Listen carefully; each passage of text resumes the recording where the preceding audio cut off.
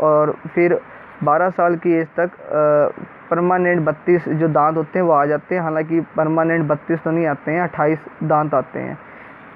These 32 teeth are called the permanent teeth and last for the rest of our life.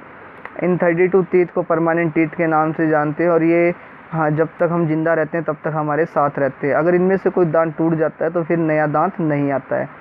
These 32 teeth present in the mouth help in biting and chewing the different type of food. ये जो 32 teeth होते हैं हमारे mouth के अंदर, ये मदद करते हैं बाइटिंग और च्यूइंग करने में अलग अलग टाइप के फूड को। While eating the teeth cut and grit the food to break it down into the smaller particles. जब हम खाते हैं the teeth cut and grind the food, तो जो teeth होते हैं वो फूड को काटते और उसको पीसते हैं, उसको तोड़ते हैं स्मॉल पार्टिकल्स में। Teeth are of 4 type incisors, canine, premolar and molar. तो एक ह्यूमन बीइंग के जो टीथ सेट होता है उसमें 4 टाइप के आपको टीथ मिलेगी। Incisors teeth, canine teeth, premolar and molar teeth. जो इंसीजर टीथ होते हैं ये आगे वाले दांत होते हैं, ठीक है। और हर जबड़े में ईच जा में 4 दांत मिलते हैं, ठीक है। ऊपर वाले जा में 4 और नीचे वाले में 4, टोटल 8 होते हैं। तो ऊपर वाले जो सामने की तरफ जो आपको 4 टीथ नज़र आते हैं वो आपके इंसीजर टीथ होते हैं। Incisors are found in the front of the mouth, they are chisel shaped and mainly used for biting and the cutting। तो ये जो होते हैं ये फ्रंट साइड में मिलते हैं, माउथ के आगे की तरफ मिलते हैं और इनका काम होता है बाइटिंग करना और कटिंग करना। ईच जा में इनके नंबर कितने होते हैं? 4। ऊपर वाले में भी 4, नीचे वाले में भी 4, टोटल अगर बोले तो 8 होंगे दोनों जा में और सिंगल जा में 4। Next to the incisor are the canines. Incisor के बाद जो आते हैं वो आप कहते हैं कैनाइंस। और कैनाइन जो होते हैं वो शार्प टीथ होते हैं, नुकीले टीथ होते हैं जो आपको नज़र आते हैं। These are pointed and sharp and are use for the piercing and tearing the piece of food. ये जो होते हैं पॉइंटेड और शार्प होते हैं जिनका काम होता है खाने को चीरने और फाड़ने का काम होता है।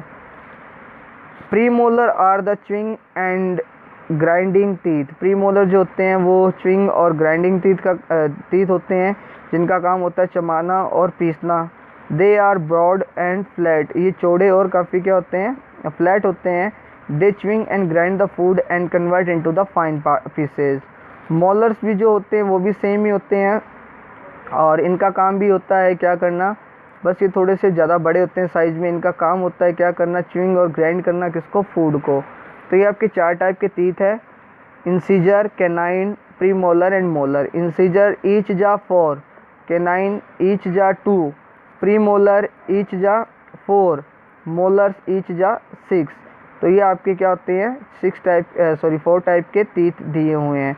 ईच जा में भी दिए हुए हैं और दोनों टोटल अगर हम जा की बात करें तो उसमें भी नंबर दिए हुए हैं। तो ये आपकी टेबल में आपको नज़र आ रहे हैं, इनके फंक्शन भी दिए हुए हैं। तो ये आपको अच्छे से पता होना चाहिए अपने दांतों के बारे में कि कौन सा दांत क्या काम आता है और कितने टोटल दांत होते हैं और कितने टाइप के होते हैं। नेक्स्ट है क्राउन। अगर हम बात करें स्ट्रक्चर पढ़े अगर किसकी स्ट्रक्चर ऑफ ए टीथ, अगर हम टीथ की स्ट्रक्चर पढ़े तो वो हमें दे रखी है। और जो टीथ होता है उसके फॉलोइंग पार्ट्स होते हैं। पहला है वो है root. It is the part of the tooth embedded into the jaw. ये टूथ का वो पार्ट होता है जो कि जबड़ों के अंदर क्या रहता है? धंसा हुआ रहता है या पेंट्रेट रहता है, जो कि हमें नज़र नहीं आता। और दूसरा होता है क्राउन पार्ट जो कि हमें नज़र आता है। It is the top part of the tooth outside the gums. ये टूथ का वो या दांतों का वो पार्ट होता है जो कि गम्स के बाहर निकला रहता है, मसूड़ों के बाहर निकला रहता है और हमें नज़र आता है। Neck. It is the part between the root and the crown. Root और क्राउन के बीच के पार्ट को नेक बोलते हैं। द टूथ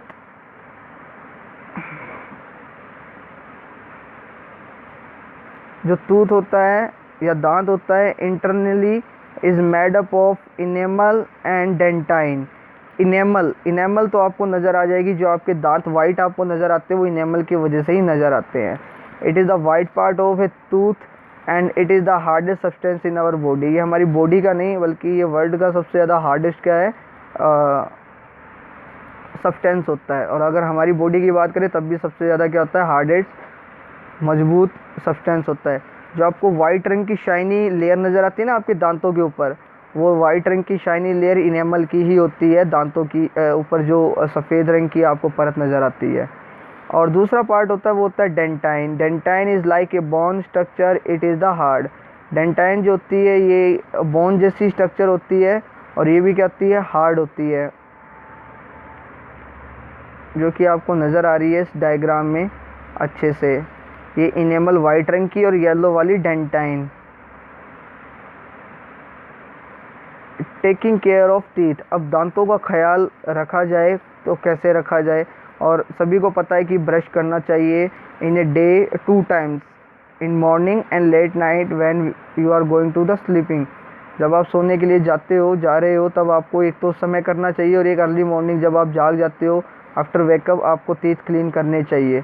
तो इससे आपके दांत जो होते हैं वो हेल्थी रहते हैं। गम्स को भी साथ साथ क्लियर करना चाहिए, और टंग को भी क्लियर करना चाहिए, जिससे क्या हो कि आपका जो ऑरल हो वो बिल्कुल हेल्थी रहे, आपका जो माउथ हो वो बिल्कुल हेल्थी रहे।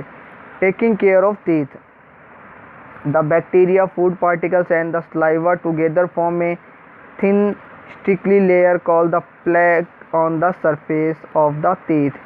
जो बैक्टीरिया होता है, फूड होते हैं, पार्टिकल्स होते हैं और सलाइवा होते हैं, ये सब आपस में मिलकर हमारे माउथ या ओरल कैविटी में बैक्टीरिया मिलता है, परमानेंट बैक्टीरिया मिलता है, जो कि फूड पार्टिकल्स और सलाइवा के साथ मिलकर क्या बना देता है, एक थिन मोटी चिपचिपी लेयर बना देता है, जिसको हम प्लग के नाम से जानते हैं। On the surface of teeth, ये येलो कलर की सी नज़र आती है।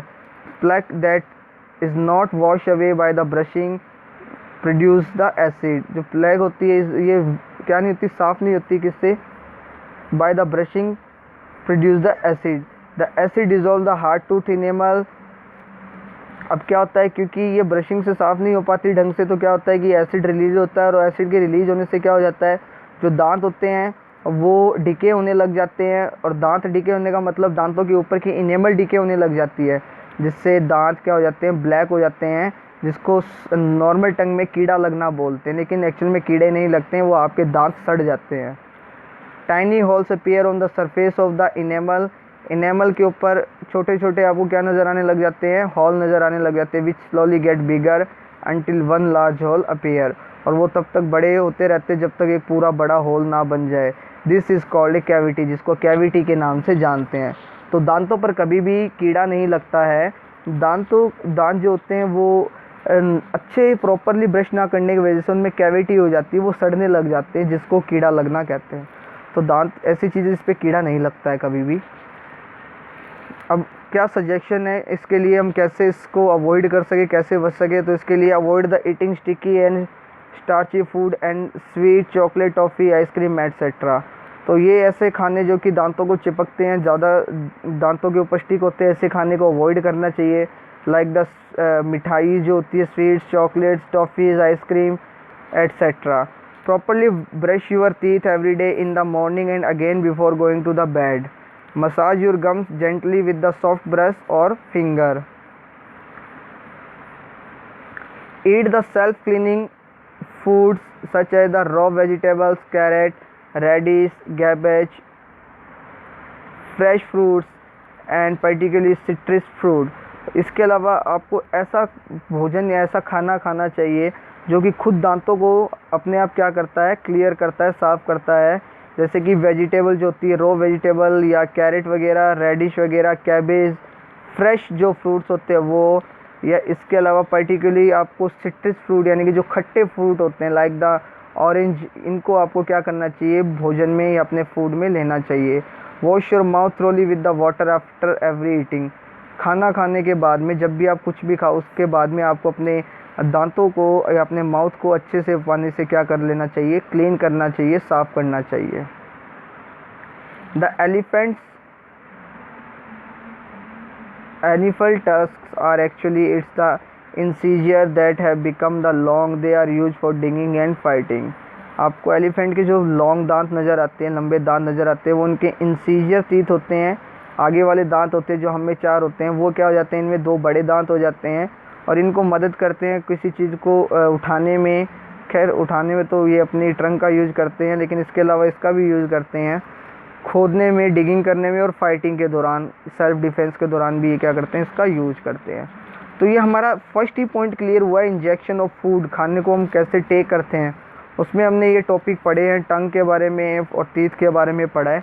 हमारा जो नेक्स्ट पॉइंट आएगा वो है डाइजेशन ऑफ फूड, भोजन का पाचन। तो इसका जो फूड जो हम लेते हैं, टेक करते हैं, इसका डाइजेशन कैसे होता है, तो वो हम पढ़ेंगे नेक्स्ट टॉपिक जो हमारा है, लेकिन ये हम नेक्स्ट वीडियो में पढ़ेंगे।